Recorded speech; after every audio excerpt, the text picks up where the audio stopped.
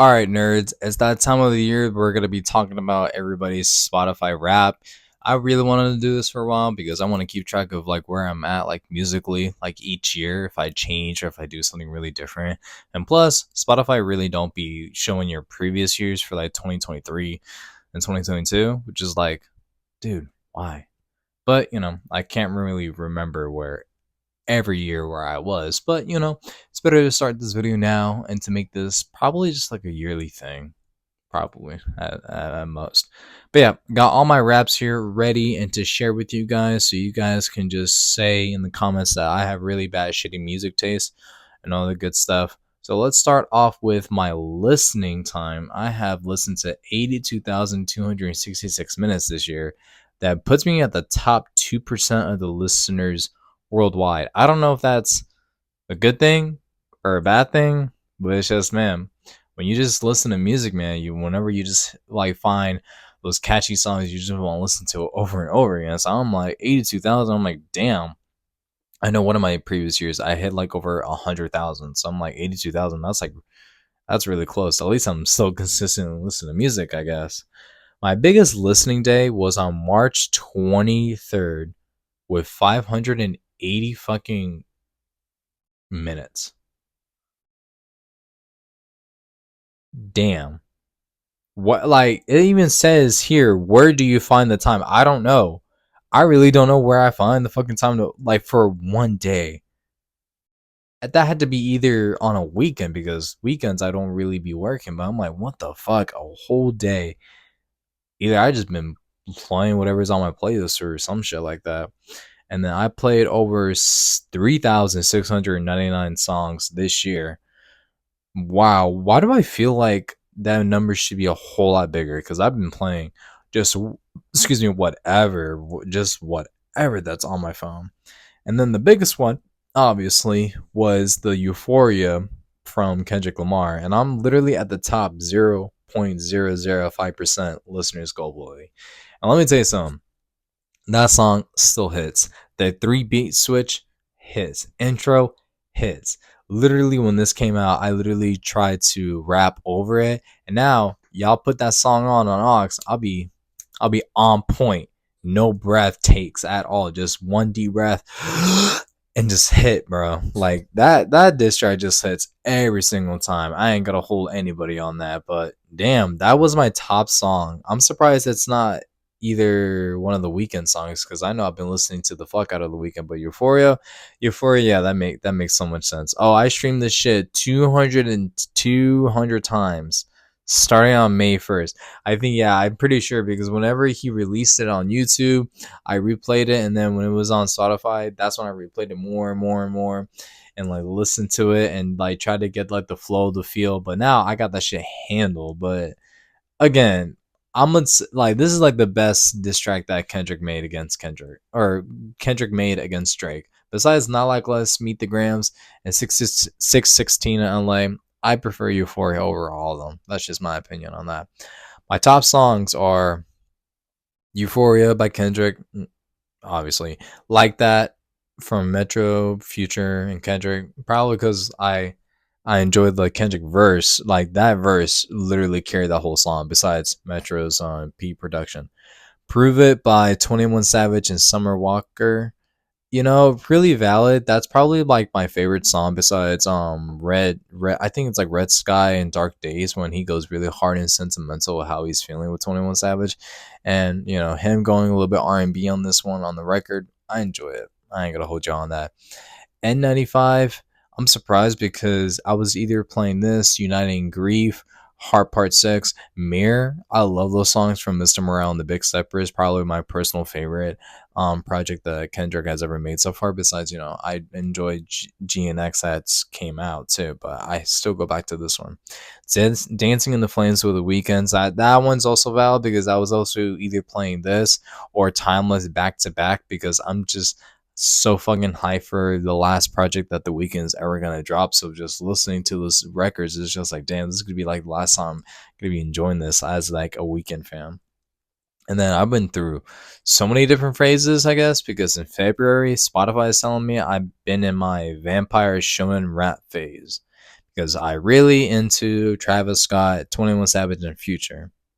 I guess that's how you can categorize that.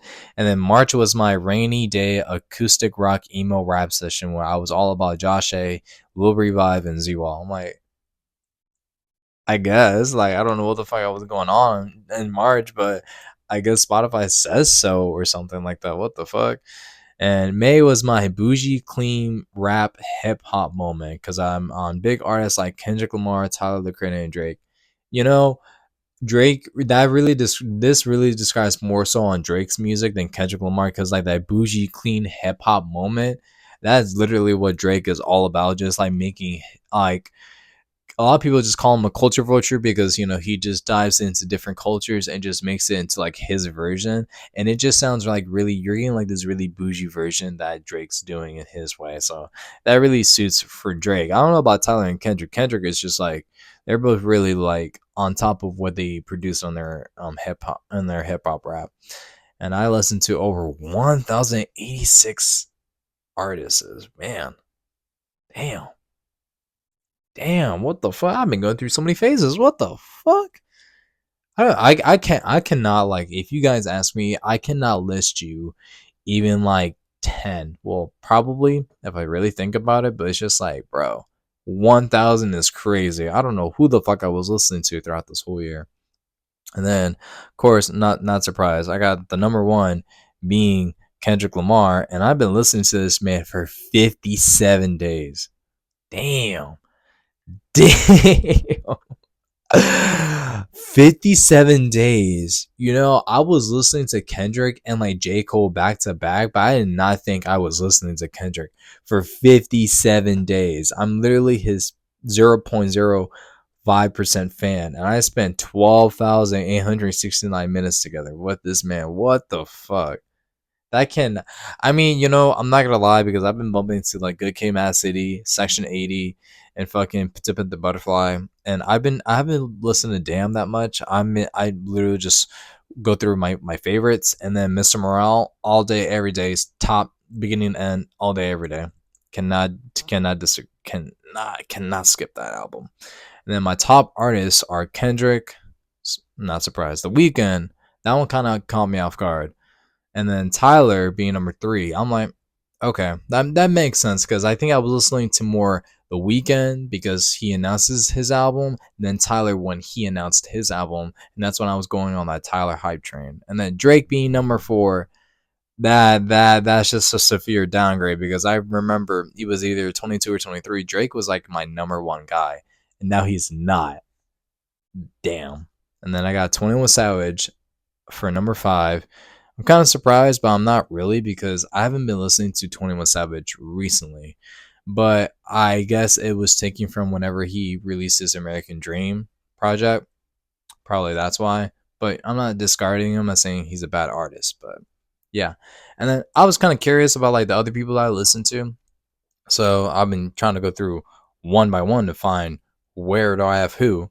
So I got Travis Scott as number six, which I'm like, he could have been my fifth place, but number six, valid for that. I got Don Toliver from number seven. That's also valid because, dude, that Hearthstone Psycho album, perfect. I feel like that is like the best rap album that he has released so far. J. Cole number eight. J. Cole never misses, especially with his Might Delete Later album. I enjoy it. I enjoy it so fucking much. Like, I think that was the album that came out with Bryson Tiller's self-titled album, and I just skipped that to listen to Might Delete Later more.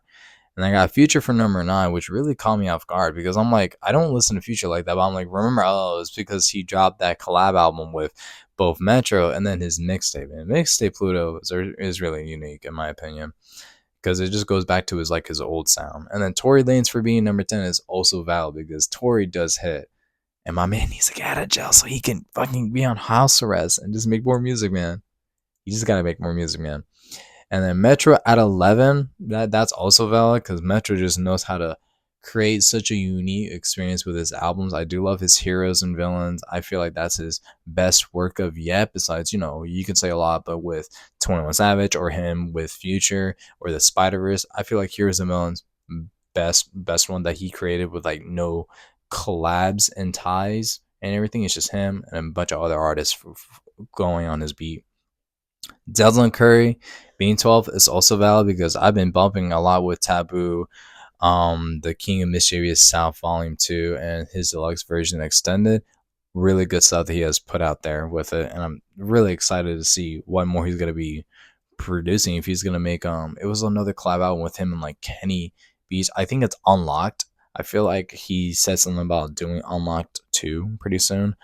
Kanye West being 13 is also kind of out because I haven't been listening to Kanye that much, especially when he releases his Vultures projects. I mean, I listen to more so the hits of Vultures 2 instead of going to the first album.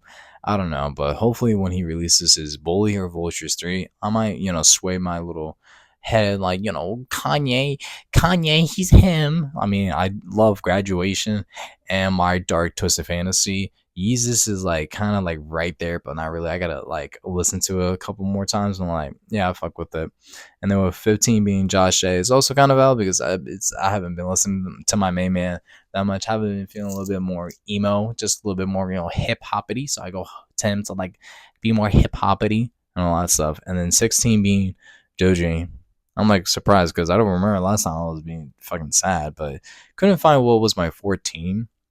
Because like I don't know. I don't know if it's like artists that I didn't really follow that I can't really find, but it's literally whatever on that. But I'm pretty surprised of where I'm at really musically with these artists that I'm at. So my goal really for next year is just to listen to more different artists because I've been listening to Avenged Sevenfold for the last probably like 2 3 months, and I'm surprised it's not really in my Spotify, like on my top whatever. But hopefully next year, I do listen to more music instead of rap and hip hop because that's always my comfort space. I want to delve a little bit more with probably with soul, R&B a whole lot more, and hard rock and roll, any of those bands because I know besides Avenged Sevenfold, I really want to get into listening to Queen, Kiss, and all that good stuff.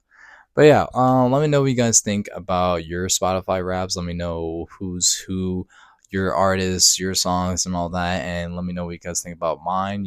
Call it trash or whatever, but it's just literally what I listen to, what I like. So hopefully next year when I do this again, completely changes, probably a whole different, like scenery of like what I'm listening to and all that stuff. So yeah, a little bit caught off guard with that fifth place and fourth place with Drake and 21. So probably other people are going to fill up those holes, or I'm going to have a new revamp of my listening experience. So, see you guys next year. Have a wonderful morning, night, day, evening, where the occasion is. Take care, stay safe. All that good jazz, guys. My name is guys. Later.